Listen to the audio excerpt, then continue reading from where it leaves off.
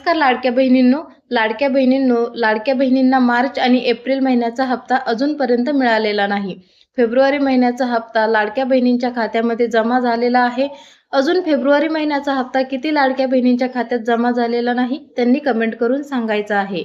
आता राहिला प्रश्न मार्च आणि एप्रिल महिन्याच्या हप्त्याचा. तर ज्या लाडक्या बहिणींची ई-के-वाय-सी दुरुस्ती करण्याची बाकी असेल त्यांनी अगोदर करून घ्यायची आहे, कारण 30 एप्रिलपर्यंत सरकारने मुदतवाढ करून दिलेली आहे. ज्या लाडक्या बहिणींची ई-के-वाय-सी दुरुस्ती करण्याची बाकी आहे त्यांनी येत्या 30 एप्रिलपर्यंत लवकरात लवकर ई-के-वाय-सी दुरुस्ती करून घ्यायची आहे.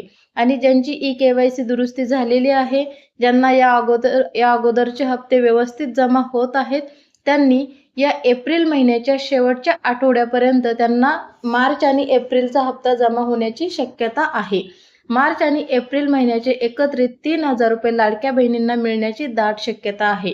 जर एप्रिल महिन्याच्या शेवटच्या आठवड्यात लाडक्या बहिणींना मार्च आणि एप्रिल महिन्याचे हप्ते जमा झाले नाहीत, तर मेच्या पहिल्या आठवड्यात मार्च आणि एप्रिलचे 3,000 रुपये एकत्रित लाडक्या बहिणी ज्या आहेत त्यांना मिळण्याची दाट शक्यता आहे.